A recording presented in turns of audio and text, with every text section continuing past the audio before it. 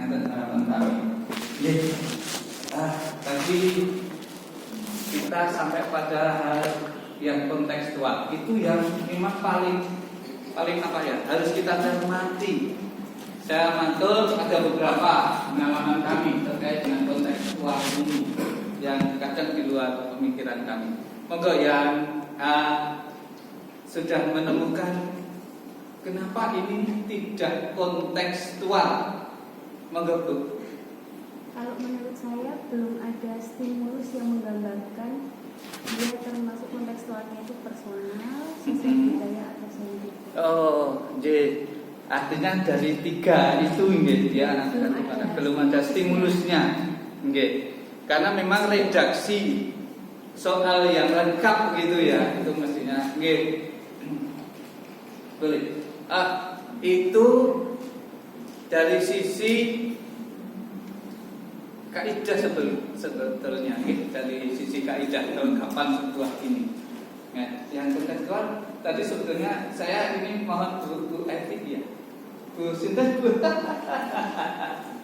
Ini senior kita ini ahlinya matematika ya. Saya bukan jurusan matematika tapi karena senangnya matematika itu gitu ya. Monggo Bu, ini saya mohon pengalamannya menurut Ibu. Terima kasih atas waktu yang diberikan kepada kami terkait dengan soal ini. Mungkin saya menambahkan saja dari teman-teman yang sudah memberikan bahwa soal ini memang secara kontekstual, secara stimulusnya, rangsangannya itu belum muncul. Satu, gambar itu belum ada. Terus sehingga dari pembaca soal itu belum bisa mempunyai gambaran secara konkret yang abstrak. Kemudian yang kedua, kalau sudah dihitung secara matematis dari ukuran akuarium itu panjang 50 cm, lebar 40 cm, tingginya 20 cm. Ini kalau kita perhatikan secara nyata, mungkin ada pertanyaan, ukuran ini ukuran dalam atau ukuran luar? Karena sudah menyampaikan itu sebuah akuarium. Yang kita ketahui secara nyata akuarium itu menggunakan kaca dan punya ketebalan, sehingga ukuran dalam dan ukuran luar itu jelas berbeda, meskipun selisih sekian mili ukuran dari ketebalan kaca ya Pak. Sehingga kalau kami hitung secara matematis dengan hanya menggunakan rumus atau formula volume panjang kali lebar kali tinggi, memang itu diperoleh sekitar 40.000 cm3. Itu diisi penuh. Tetapi kalau nanti ini ukuran dalam, jelas akan berbeda volumenya. Entah itu selisih kalau ukuran dari kacanya itu 5 mili ya Pak ya, ukuran kaca itu untuk ketebalan ya sekitar kurang lebih itu. Jelas ini kalau secara kontekstual, kalau anak yang kritis kemudian dibuat soal pilihan ganda, maka akan terjadi beberapa jawaban yang dianggap benar. Itu menurut saya Pak. Maaf bila banyak kekurangannya. Terima kasih. Wassalamualaikum warahmatullahi wabarakatuh. Waalaikumsalam warahmatullahi wabarakatuh. Nggih, matur nuwun Ibu.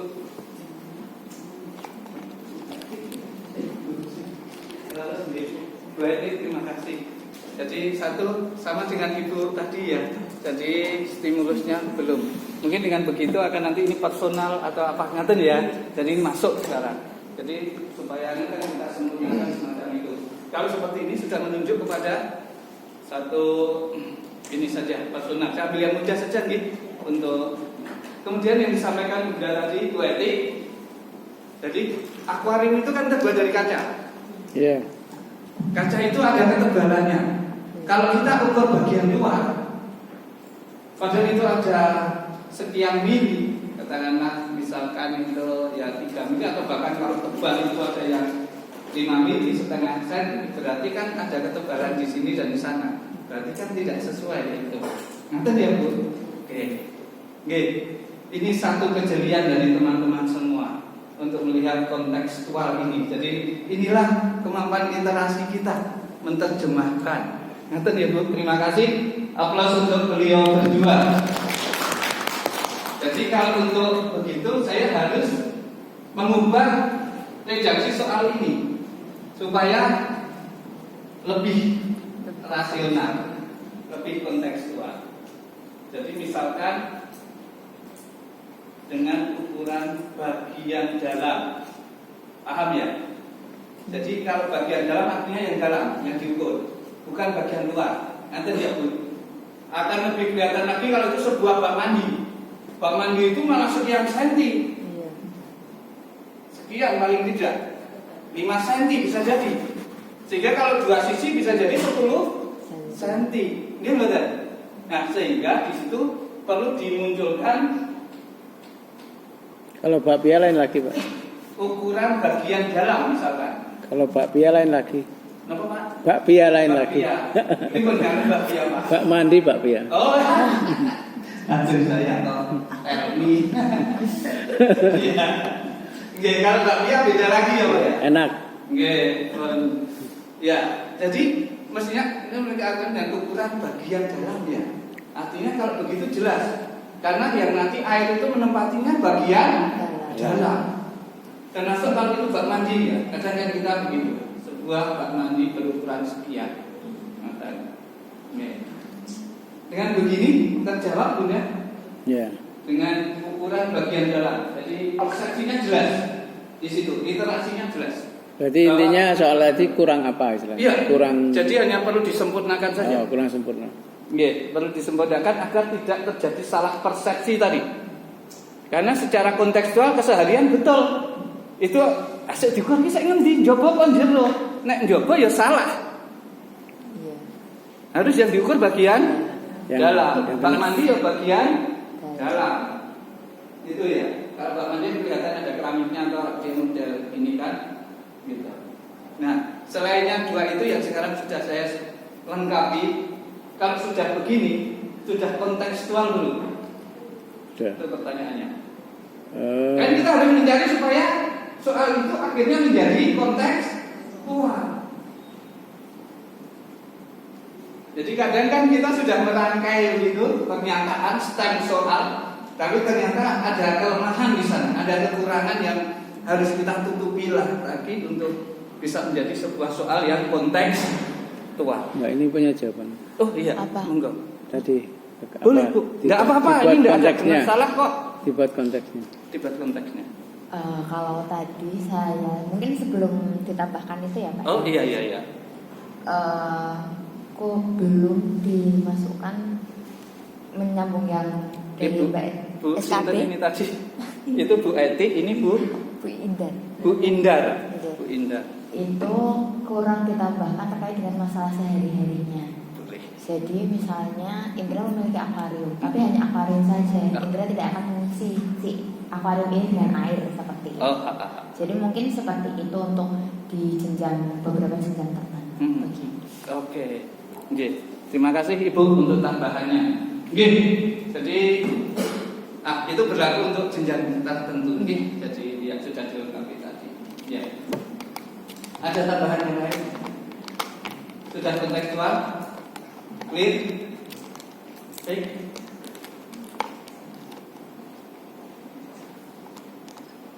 Saya beli dulu lagi ya. Belum. Biar ganti lebih senang lagi ini.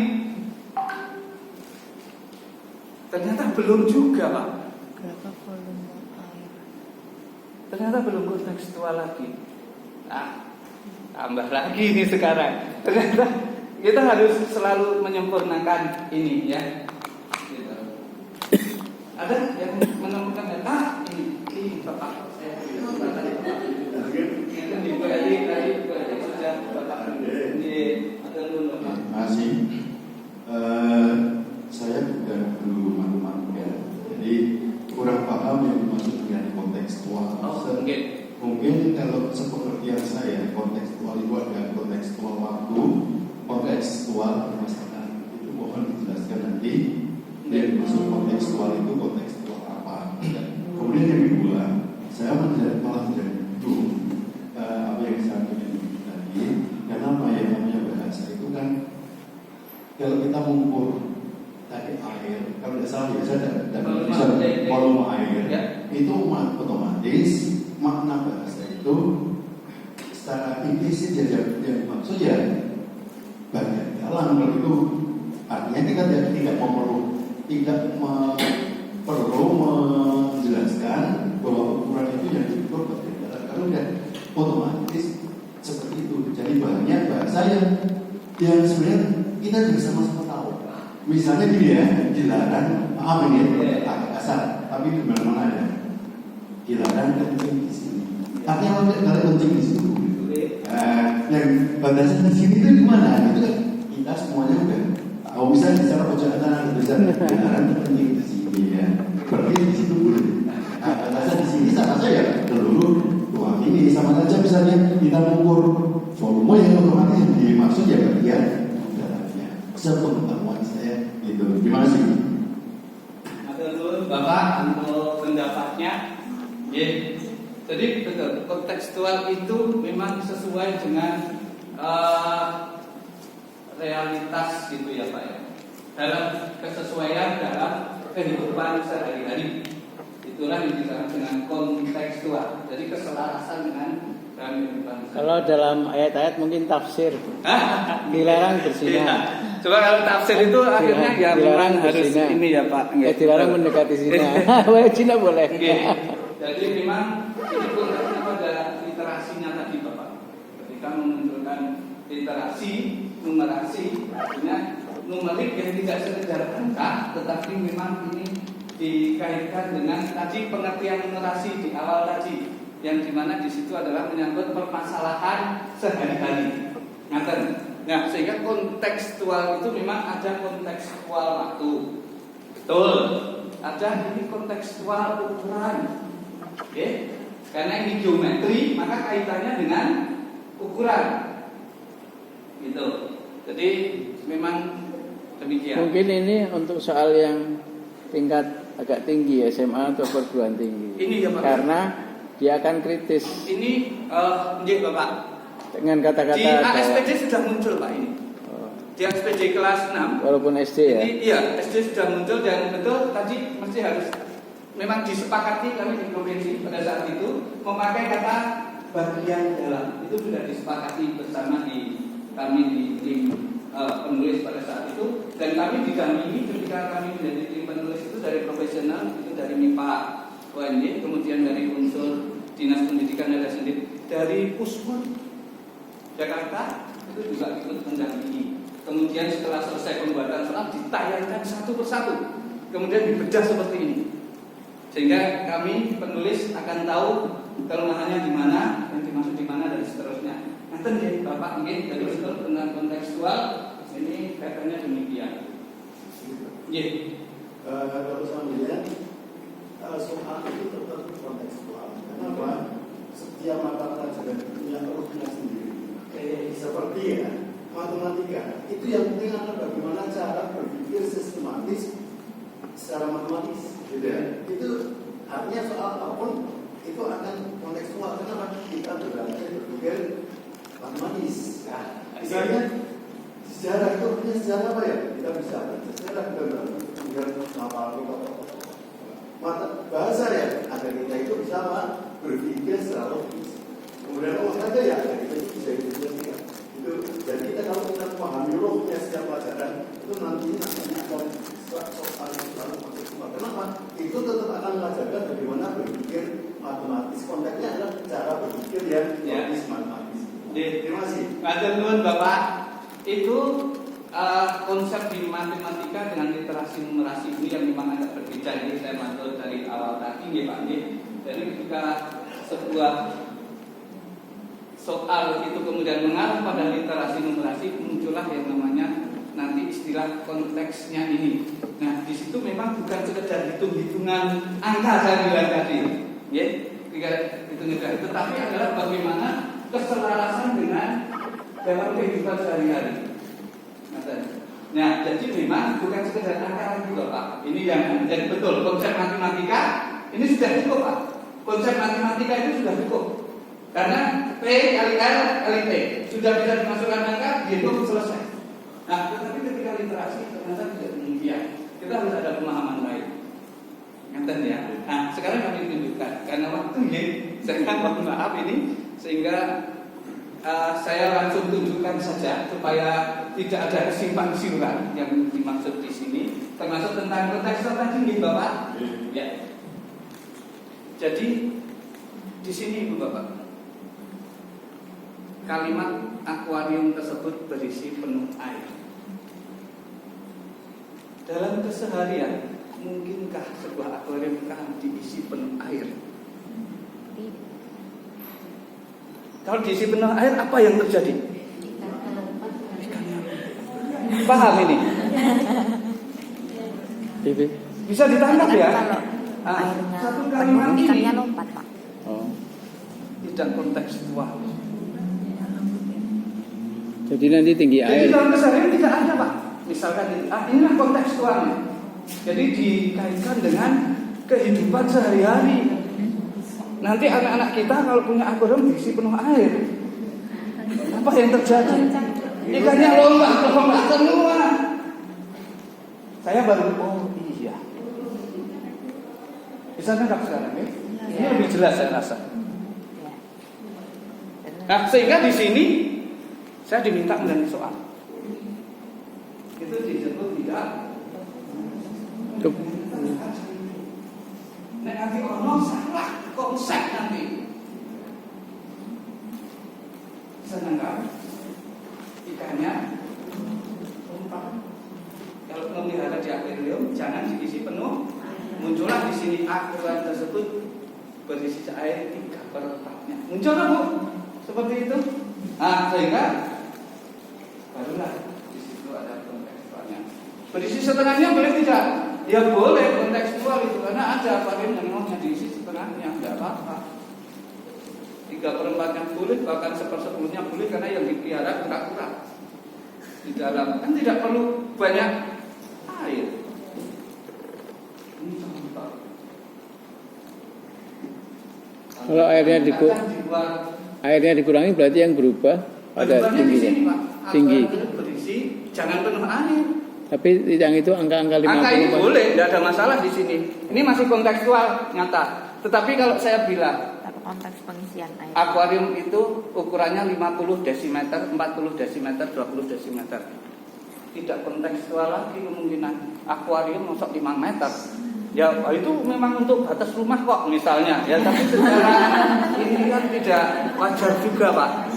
Ini nangkap ya, itu yang dari sisi ukuran tadi saya bilang. Bapak tadi betul. Jadi kontekstualnya ada bermacam-macam. Ini kontekstual ukurannya ini sudah pas. Okay. Karena saya pernah menemukan soal juga sebuah kolam renang pada saat itu, tapi berbentuk kubus gitu. Nah, ukurannya itu hanya 10 meter. Sebenarnya ngomong kayak kubus itu betul secara konsep matematika boleh. Karena pengennya berbentuk kubus 10 meter ukuran panjang sisinya. Tapi ketika itu kolam renang juga jadi tidak dalam 10 meter bisa dibayangkan. Gitu. Gitu. Belum lagi juga itu kalau kolam renang jangan sampai berisi penuh air juga. Pasti salah juga. Kolam renang enggak pernah berisi penuh air. Dia pasti akan ini karena ketika ada volume benda masuk, airnya akan meluap. Nah, ngeten ya. Ini yang agak menarik di situ. Ini contoh satu. Jadi di sini jangan berisi penuh air. Satu lagi, waktu itu saya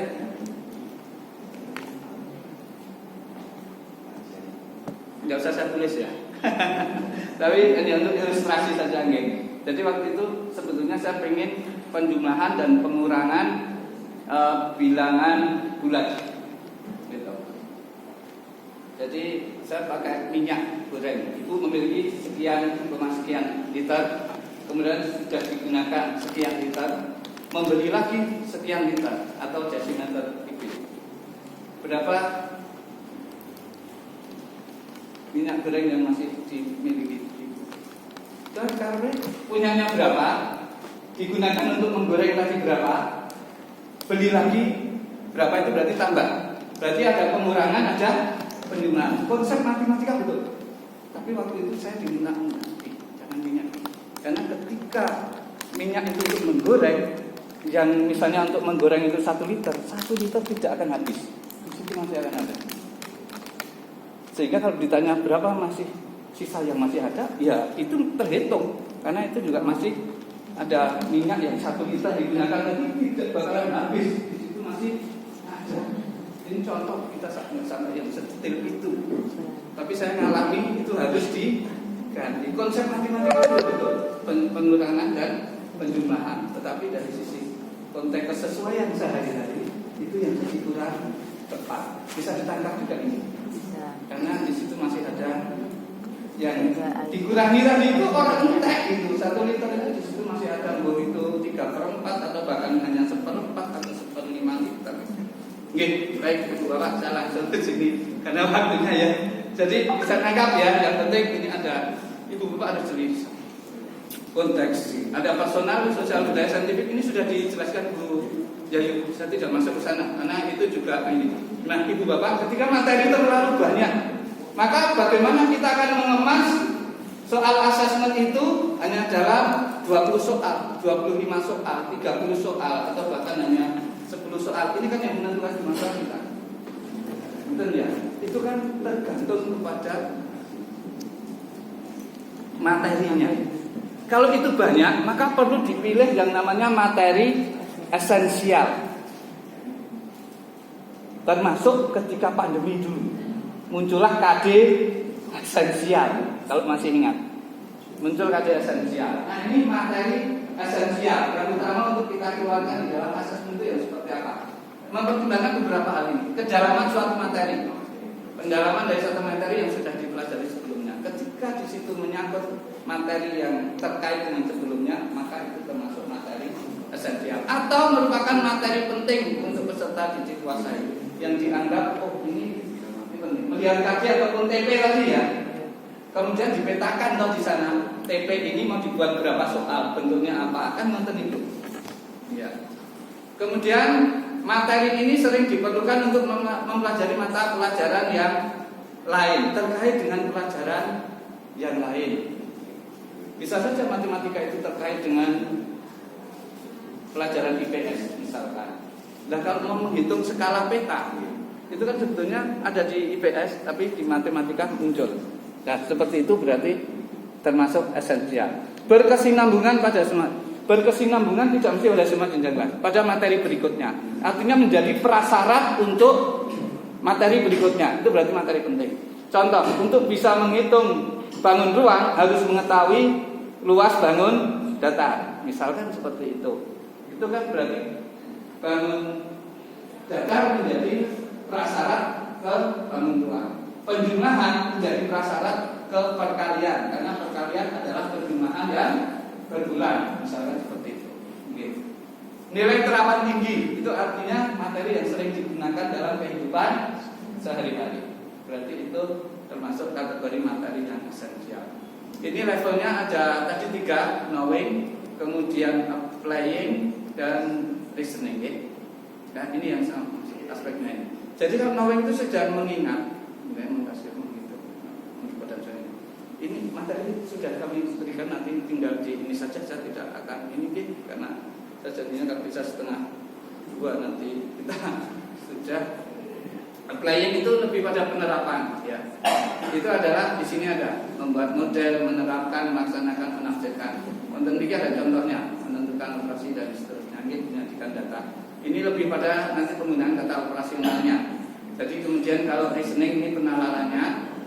Ini kalau sudah ada juga, yaitu menganalisis, menyimpulkan, dan sebagainya. Saya tidak usah masuk ke sana. Indikator soal ini yang penting. Jadi salah satu kompetensi yang harus kita kuasai adalah menyusun yang namanya indikator soal. Ya. Sebagai penanda indikator menggunakan kata kerja operasional yang dapat diukur. Nah, ini yang pokok. Ini bisa ngambil dari C1 sampai C6 baru itu pakai taksonomi mengacu pada materi pembelajaran sesuai kompetensi. Indikator yang baik memuat kompetensi yang tidak diukur jelas. Satu kata kerja operasional ya. Kalau bisa satu. Karena kalau lebih itu nanti bisa ini. Jadi apa penekanan kita itulah yang kita munculkan. Jadi nggak mungkin C2 dan C3. Ya sudah mau C2 apa C3. Berkaitan erat dengan yang dapat dibuat soalnya itu tadi. Indikator soal yang baik ini yang harus kita susun. Mestinya ada ABCD, audience, behavior, condition, dan degree. Audience itu adalah siapa, jadi subjeknya dalam hal ini peserta didik. Behavior itu adalah tingkah laku atau kompetensi yang ingin dirumuskan dengan kata kerja operasional itu. Kondisi itu adalah kondisi kalau diperlukan pada saat pengukuran tingkah laku. Degree itu tingkat keberhasilan. Contohnya ini, disajikan gambar peserta didik dan gambar apa, kan nanti begitu. Ini hanya contoh ya. Siswa ada disajikan gambar panca indera misalkan. Lalu siswa dapat menentukan apa? Salah satu panca indera. Nah,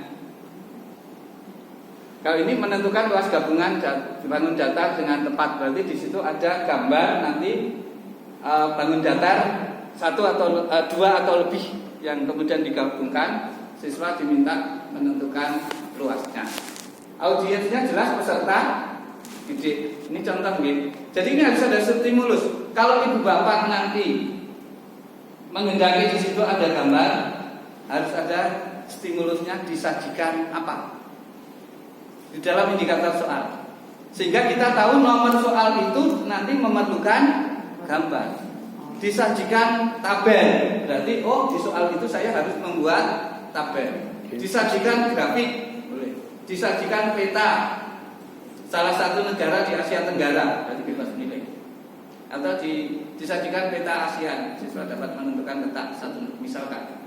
Jadi kenapa saya bilang begitu? Karena bisa jadi pembuat soal itu bukan pembuat kisi-kisi. Jadi pembuat kisi-kisi bukan yang membuat soal. Sehingga di situ harus jelas, harus ada stimulus kalau itu memang diperlukan. Jadi pembuat soal tidak mengabal-abal ini yang gambar. Kalau ibu bapak melihat indikatornya, kalau dulu ada ASPC, ada ini kan mesti ada stimulus. Jadi pembuat soal itu akan tahu dia memerlukan apa di dalam pernyataan soalnya itu. Kalau lebih jelas ya lebih diarahkan lagi pada ini. Tetapi yang bagus indikator soal ini sifatnya terbuka, bukan sifatnya tertutup.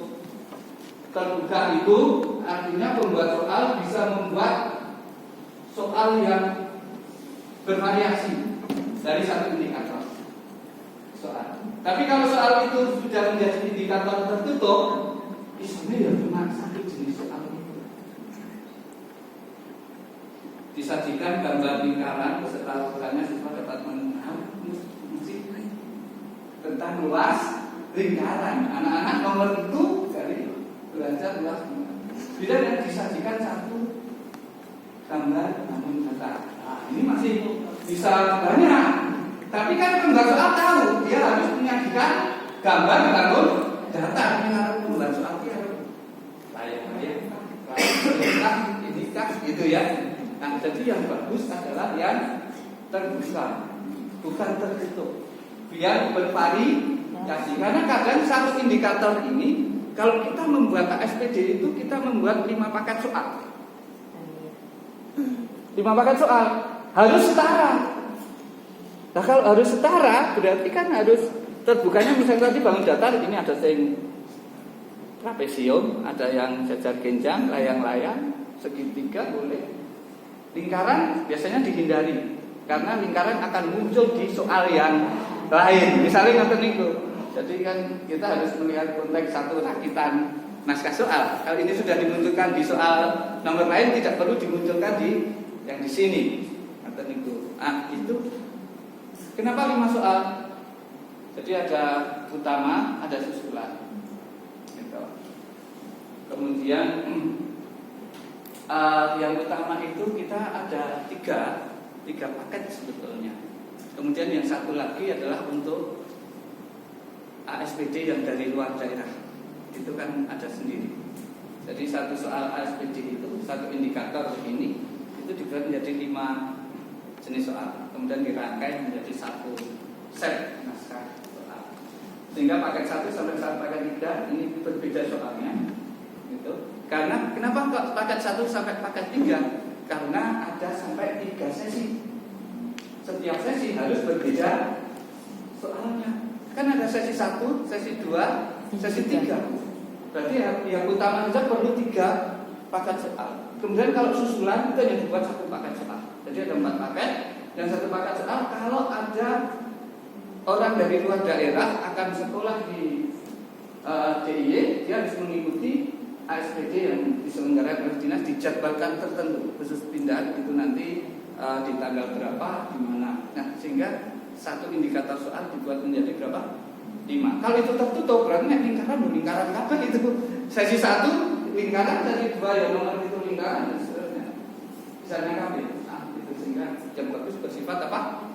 Terbuka, bukan bersifat tertutup. Tetapi kalau kita di satuan pendidikan masing-masing, di lembaga masing-masing, ini dalam hal ini adalah PKP Mantan, ya monggo ini mau dibuat berapa paket soal, 1 paket cukup ya sudah 1 saja. Kalau ini tidak untuk yang ini kan Mantan. Tapi kalau mau dibuat lebih, monggo ini dibicarakan masing-masing. Gitu. Ya, saya nggak ke situ. Ini bilangan. Tadi kan ada 4 ya, bilangan, kemudian geometri, aljabar dan data. Ada 4 ya domainnya gitu. Domain subdomain itu kalau untuk yang AKM sebetulnya. Nah, ini loh kompetensi di sini yang apa? Nanti bisa untuk acuan di dalam indikator kita. Itu kita bisa mengambil yang ada di situ.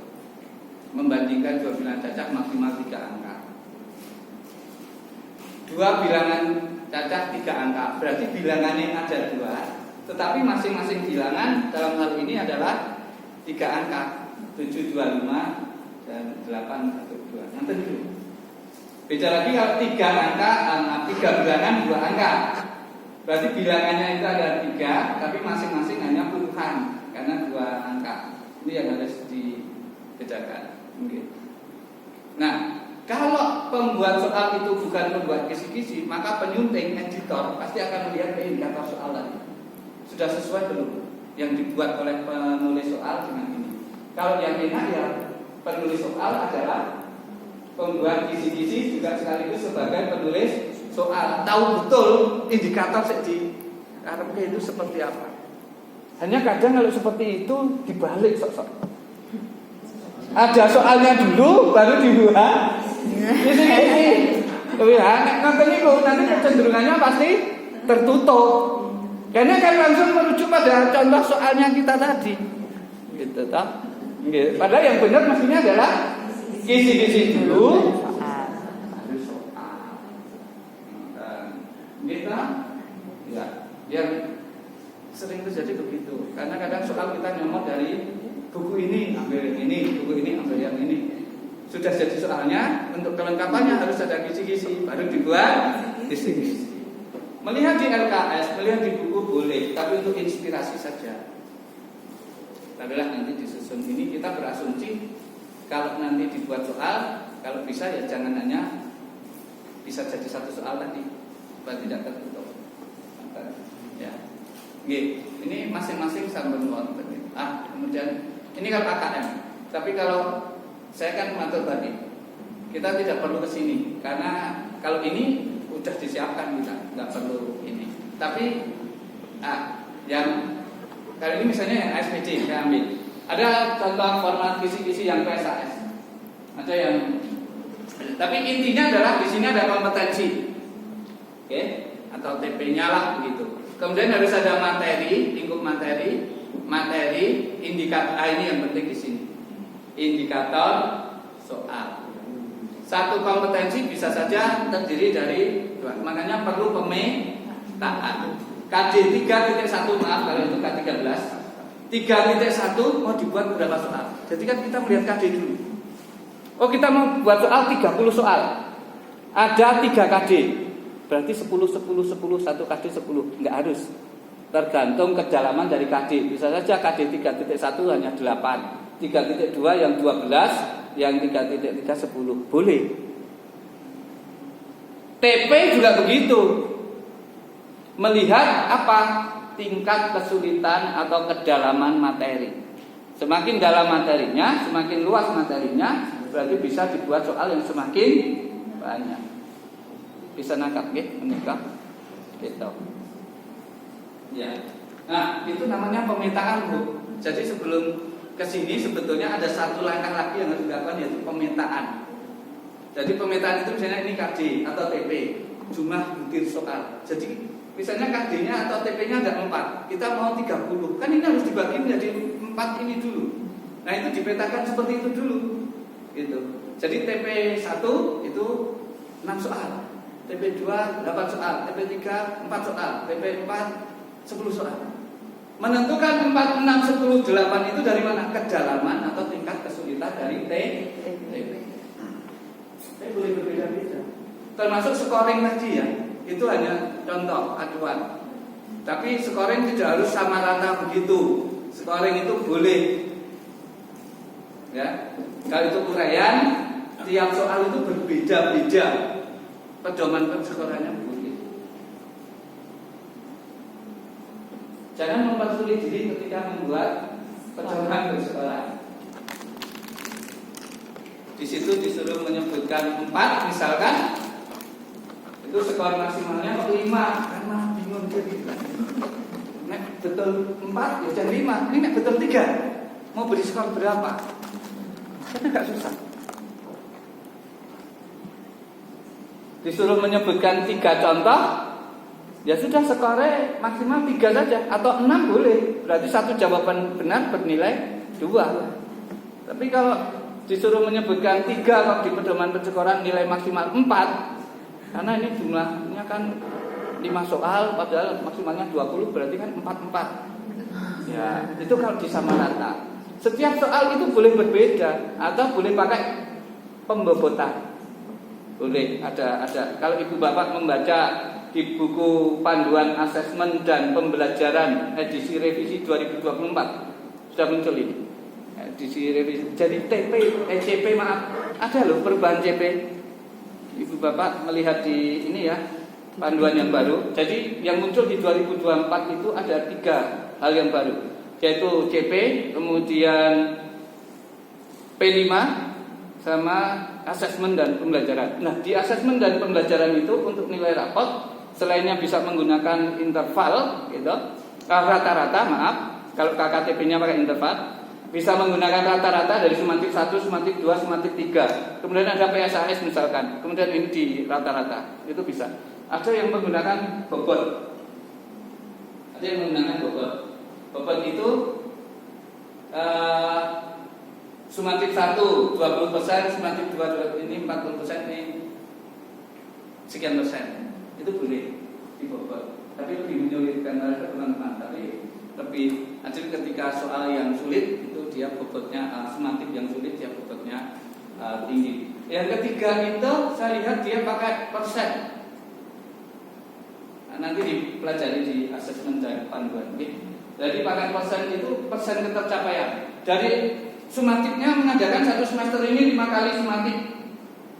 Dia bisa yang sudah mencapai ketercapaiannya berapa dari 5 itu? Oh dia ketercapaiannya 4, berarti dia 80% penguasaannya. Dari 5 dia sudah mencapai ketuntasannya di 4 TP. Berarti di situ 4 semantik. Berarti dia 4/5 toh? Berarti 80%. Berarti nilainya 80. Misalnya begitu. Tapi nanti nilainya bulat-bulat terus itu seperti itu. Kalau yang persentase kelemahannya di situ. Tapi kalau rata-rata memang nanti bisa lebih ini. Dari 3 itu memang diserahkan pada ibu bapak mau menggunakan yang mana. Coba di Bersani itu di buku panduan yang baru edisi revisi 2024. Kalau yang dulu hanya ada 2, tapi sekarang muncul 3. Nah kita balik lagi ke sini. Ini contoh. Contoh di situ peserta didik dapat penjumlahan pengurangan perkalian. Jadi ini dari 2 bilangan cacah maksimal 6 angka. Berarti bilangannya nanti hanya ada 2. Boleh menggunakan pengurangan, penjumlahan, gitu kan? Nah, muncullah di sini. Indikatornya tadi ya, audiensnya adalah peserta didik, mampu menjelaskan masalah sehari-hari yang melibatkan operasi hitung bilangan cacah, dapat menggunakan stimulus. Ya, disajikan gambar, nah misalnya begitu. Saya beri contoh yang langsung real saja. Berapa menit ini? Sudah setengah 2 ya? 5 menit lagi, 10 menit maksimal gitu. Bentar, prakteknya besok. Prakteknya membuat kisi-kisi itu besok sama Bu Untok. Saya agak berbeda. Nah ini saya real ini. Kok cepat mawar? Tidak usah. Di waktu kami di teman-teman Qur'an, soal sekarang pilihan ganda, khususnya pilihan ganda saya harus nonton ini besok karena kalau membuat nanti di bentuk soal ya, misalnya PG ada penjelasannya, PG saja atau PG kompleks, karena sekarang harus memuat pilihan ganda kompleks. Nanti sebenarnya ada ketentuan, misalkan kalau untuk kelas bawah itu pilihan ganda kompleksnya 3 maksimal misalnya nonton dari semua, kemudian yang kelas atas sekian, nonton itu nonton, ini tidak usah. Formatif sematif buatan stresan enggak. Saya langsung ke format kisi-kisi. Contoh kisi-kisi saja. Ini ada kata kerja operasionalnya C1, C2, C3, apa yang bisa digunakan di dalam apa namanya? Nanti kata kerja operasional indikator soal.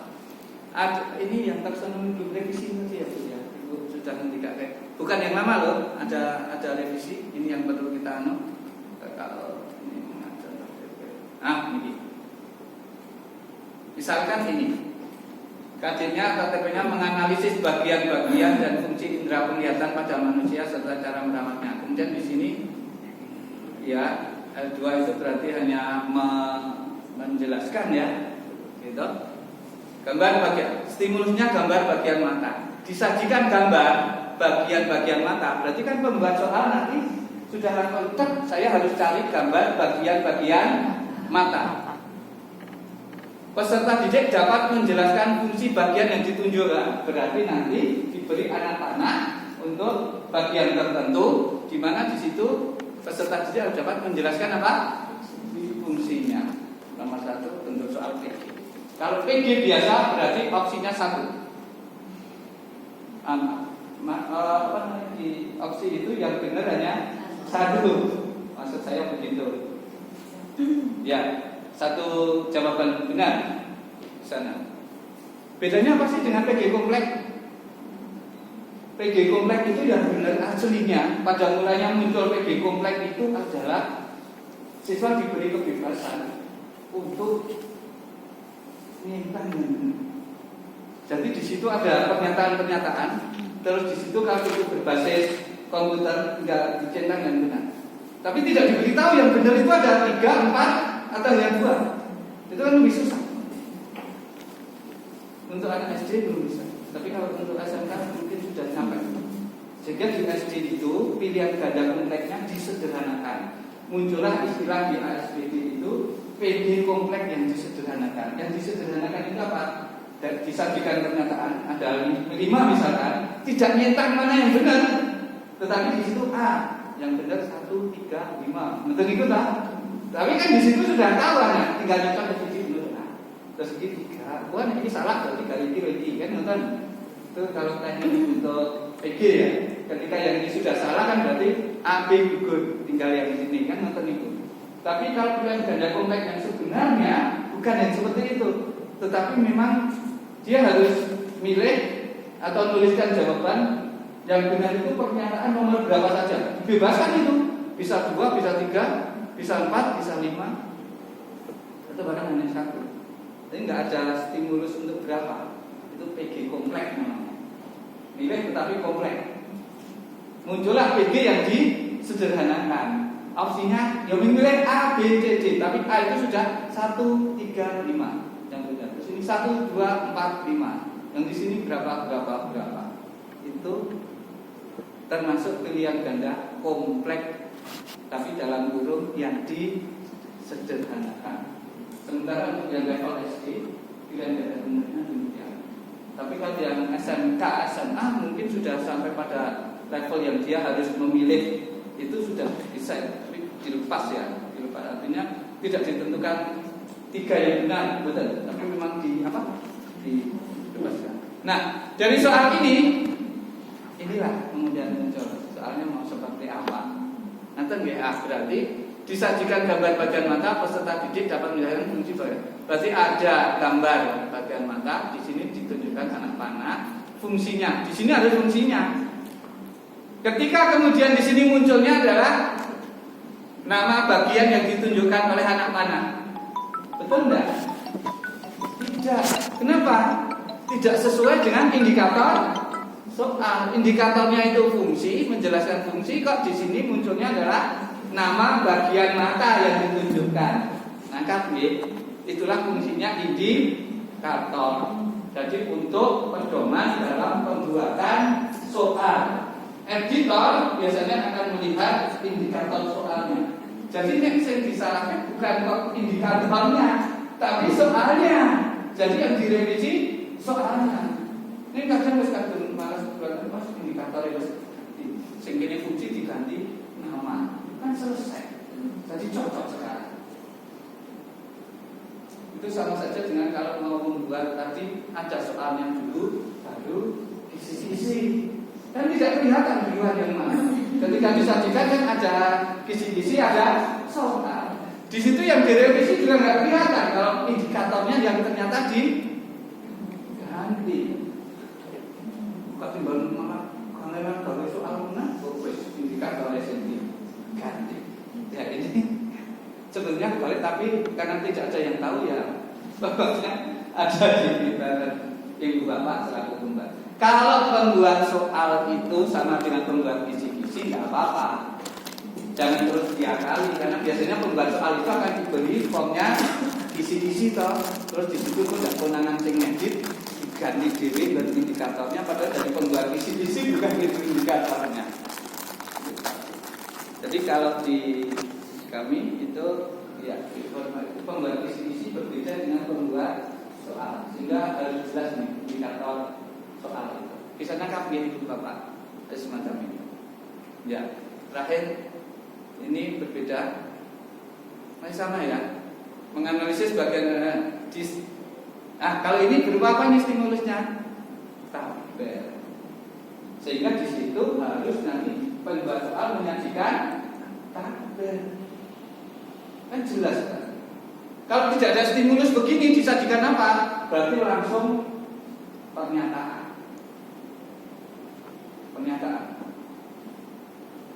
Dan kalau pilihan ganda itu cenderungnya kepada pernyataan, bukan pertanyaan, gitu. Makanya kalau itu biasanya pertanyaan, maka akan dibuat menjadi satu pernyataan, titik-titik biasanya. Nah, disajikan daftar bagian mata. Daftar tabel di sini. Berarti bukan gambar. Mestinya begitu ya. Kalau tadi kan disajikan gambar. Berarti di sini muncullah.